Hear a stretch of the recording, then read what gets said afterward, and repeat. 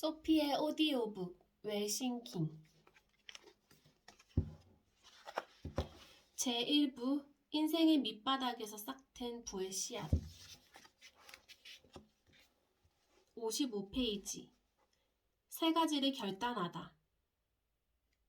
내가 프랑스에서 수많은 실패를 거듭하면서 깨달은 지혜는 무엇을 할지보다 무엇을 안 할지를 고민하는 편이 더 이롭다는 사실이었다. 그래서 나는 만족할 수준의 부를 이루기 전까지는 평소에 즐기던 걸 끊겠다고 결심했다. 좋은 습관이든 나쁜 습관이든 항상 결과가 따르기 때문이다. 그때 나는 이런 생각을 했다.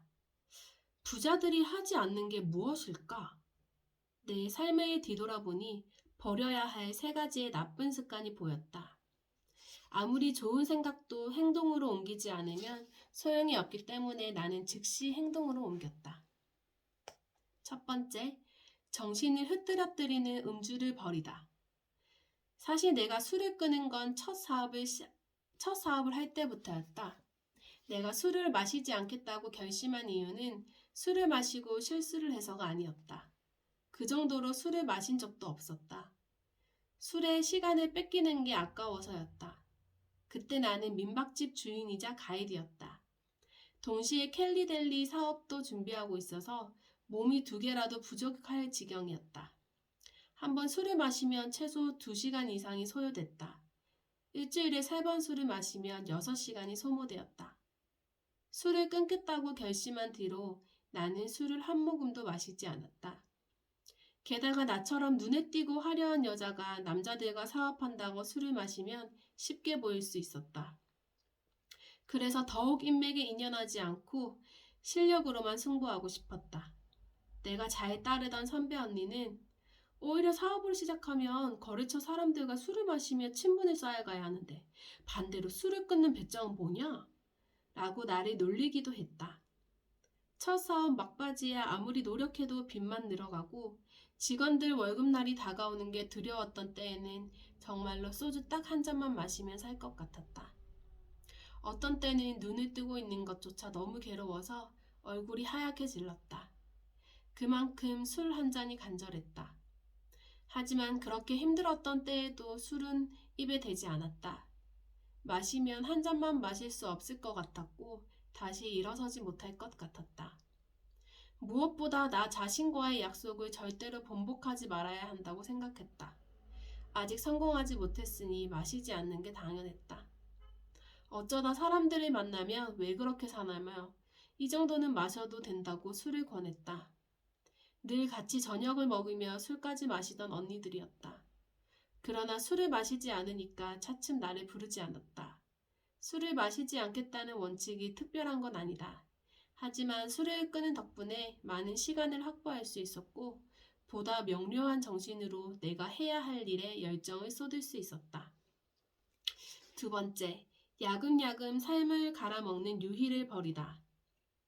나는 시간적으로 조금 여유가 생기면 드라마를 보거나 게임하는 걸 좋아했다. 문제는 시작하면 멈추지 못한다는 것이었다. 당연히 시간을 쓰는데 효율적이지 않았다. 그래서 어떻게 하면 시간을 효과적으로 쓸 수 있을지 고민했다.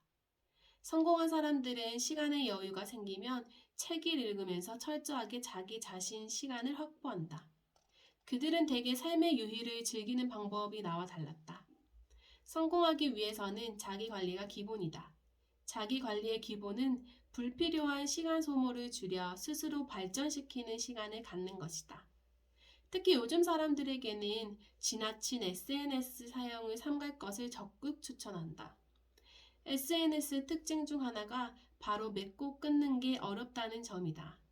SNS가 자신의 사업이나 개인적인 발전과 직결되어 있다면 괜찮겠지만 유의적인 요소가 크다면 분명 가장 많은 시간을 소모하고 있을 것이다.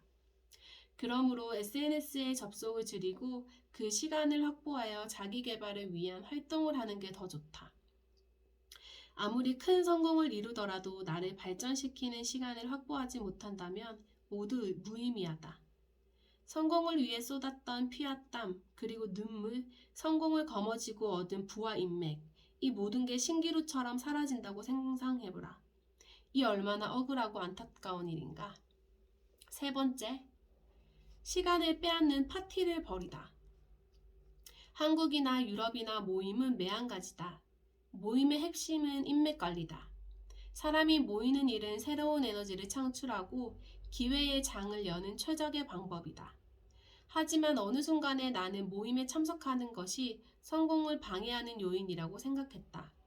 일반적인 생각과 반대로 생각한 것이다. 사업가인 내가 모임을 포기했다고 말하면 어떤 사람들은 그럼 인맥 관리를 어떻게 하냐고 되묻는다. 나는 이렇게 대답한다. 전 인맥 관리 안 해요. 내가 이렇게 말하는 데에는 이유가 있다. 인맥은 관리되는 게 아니기 때문이다. 한번 생각해보라. 당신이 내게 나는 켈리랑 친구가 되고 싶고 반드시 그렇게 될 거야 라고 말하면 당연히 그렇게 될 수 있다. 나는 친구를 좋아하고 새로운 친구를 환영한다. 하지만 나는 켈리를 나의 인맥으로 관리하고 싶어 라고 말한다면 다르다. 나는 당신에게 관리되고 싶은 마음이 추워도 없다. 내가 나랑 친구가 되고 싶어 하는 사람과 나를 인맥 삼아 이용하려는 사람을 구분하지도 못할까? 이는 비단 나뿐만이 아니라 모든 성공한 사람이 직감적으로도 느낄 수 있는 부분이다.